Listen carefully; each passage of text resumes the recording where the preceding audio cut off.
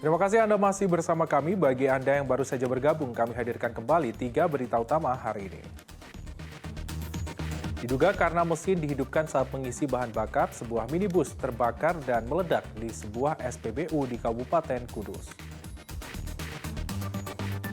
5 kawanan perampok pengusaha telur asal Batang ditembak karena melawan dengan senjata api.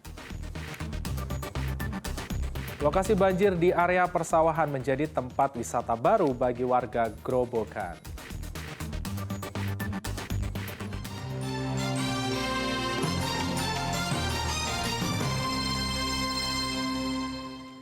Karena mesin dalam kondisi menyala saat mengisi bahan bakar, sebuah mobil meledak dan terbakar di sebuah SPBU di Kabupaten Kudus.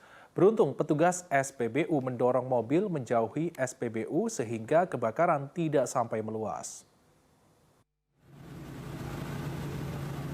Mobil minibus terbakar saat mengisi bahan bakar jenis Pertalite di Jalan Jenderal Sudirman, Kabupaten Kudus, Senin pagi.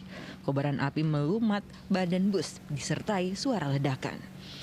Beruntung kebakaran tidak meluas. Supir bus bersama petugas SPBU bergegas mendorong mobil naas ini ke jalan raya sehingga api tidak merembet ke dispenser SPBU. Petugas mengerahkan 3 mobil pemadam sehingga beberapa saat kemudian api bisa dipadamkan. Diduga kebakaran terjadi karena kelalaian supir yang membiarkan mobil masih hidup saat mengisi BBM. Pengisian pertama tiba-tiba tidak tahu tiba-tiba meledak. Kok sampai kacanya pecah semua itu tadi? Nah, terjadi ledakan itu mas. Pecah. Kalau jenengan sebagai korban, kira-kira kerugian berapa itu mas? Kerugian antara ya 1 juta lah. Dan sama mobilnya ya kurang lebih 14 lah mobilnya, mobil bekas. Kalau jenengan ada luka-luka gitu? Bekas sedikit ini. Akibat peristiwa ini, supir minibus menderita luka ringan. Polisi menyita bangkai minibus untuk penyelidikan lebih lanjut. Arif Nur melaporkan dari Kabupaten Kudus. Ya, setelah 4 hari hilang terseret banjir, jenazah warga Blora akhirnya ditemukan. Korban terseret arus Sungai Lusi yang meluap saat mencari rumput. Lampio akhirnya ditemukan setelah pencarian selama 4 hari. Kakek 69 tahun ini ditemukan 1,5 kilometer dari titik tenggelamnya korban. Jenazah Lampio dievakuasi dan diserahkan ke pihak keluarga untuk dimakamkan. Antara tenggelam dan ditemukannya kurang lebih 1,5 kilometer. Itu. Kesulitannya apa Pak? Kesulitannya karena cuaca dan arus aliran sungai sangat deras. Korban tewas terseret arus Sungai Lusi yang meluap pada Jumat pekan lalu. Saat itu, korban tengah mencari rumput di pinggir sungai di Desa Karangtalung, Kecamatan Banjarrejo. Jenazah korban ditemukan 4 hari kemudian. Arif Nur melaporkan dari Kabupaten Blora. Ya, banjir di Kabupaten Kudus semakin meluas. Kini 21 desa terendam banjir, nyarisnya 800 orang mengungsi. Banjir merendam 21 desa di 5 kecamatan di Kabupaten Kudus. Ketinggian banjir bervariasi mulai antara 20 cm hingga 1 meter. Data dari BPBD Kudus mencatat 31.000 jiwa terdampak banjir. Bahkan ada 766 jiwa terpaksa mengungsi.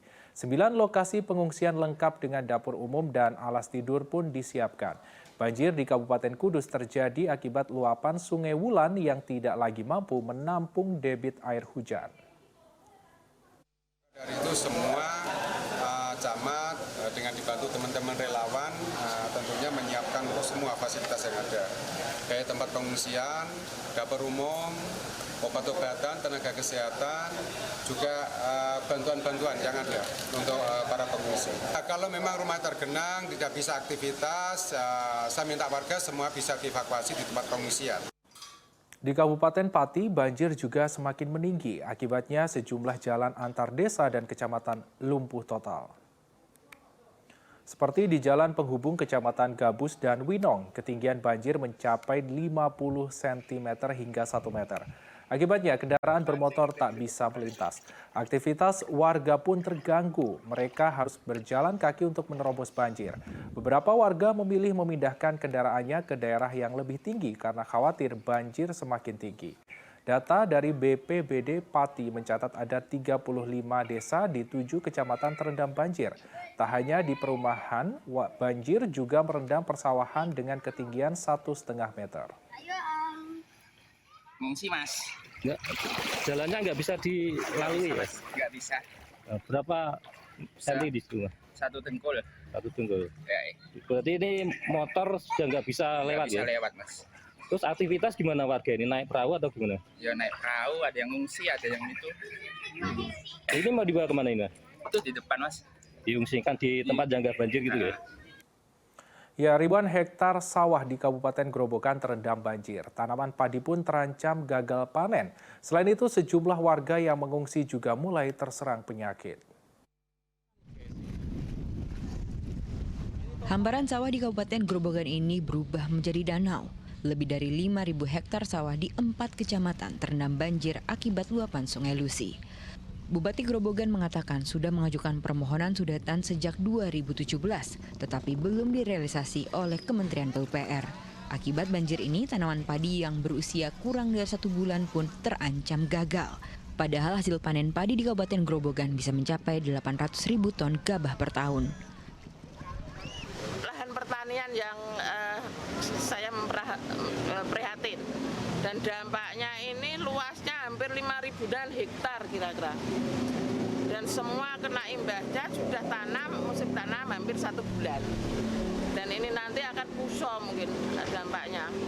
Mungkin dari kecamatan, 4 kecamatan ini termasuk nanti imbasnya juga di Godong, di Klambu. Sementara itu, korban banjir di Desa Mayahan mulai terserang penyakit. Ada 65 warga yang memeriksakan kesehatan mereka di pos kesehatan. Mayoritas mereka mengeluhkan gatal-gatal dan infeksi saluran pernafasan atau ISPA. Ada 65 yang membutuhkan pelayanan. Gatal-gatal, satu gatal-gatal, kemudian pegel, dan untuk yang diare itu malah jarang. ISPA yang. Terdata ratusan rumah di Desa Mayahan terendam banjir dengan ketinggian 1 meter lebih. Bahkan akses jalan utama terendam banjir setinggi 1,7 meter. Akibat banjir ini, 200 kepala keluarga terisolasi. 1 sampai 1,5 mas. Sampai berapa warga? Untuk Ngampel sendiri sekitar 100 kakak, terus yang Dusun Kayen sekitar 45. Dan total 200 ya, 200. Banjir ini berdampak pada 4.500 kepala keluarga dengan total pengungsi lebih dari 600 jiwa yang tersebar di sejumlah titik pengungsian. Arif Nur melaporkan dari Kabupaten Grobogan. Di tengah musibah banjir di Kabupaten Grobogan, sejumlah warga menjadikan lokasi bencana sebagai tempat wisata dadakan. Mereka bergembira dengan bermain air di dekat hamparan padi yang terendam banjir. Bencana tak selalu jadi petaka. Mungkin seperti inilah yang mendorong sejumlah warga Kabupaten Grobogan yang tengah jadi korban banjir. Meski banjir, mereka mencoba menikmati kesulitan itu dengan bermain dan berlibur di area sawah yang terendam banjir. Tepat di Desa Menduran hingga Lembah Putih, Kecamatan Berati, warga datang dan pergi untuk melihat hamparan sawah yang sudah seperti lautan. Ada yang bermain air, ada juga yang sampai menyediakan penyewaan perahu untuk menyusuri sawah yang terendam banjir selama 15 menit dengan bayaran Rp5.000. Di sini ngapain aja?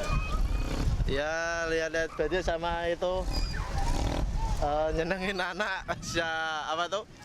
naik perahu di sini. Ya, cuma hiburan aja Pak nih Pak.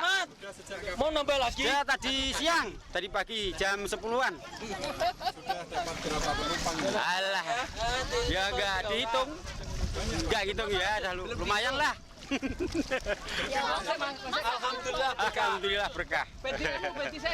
Diketahui lebih dari 5.000 hektar sawah di Kabupaten Grobogan terendam banjir karena luapan Sungai Lusi.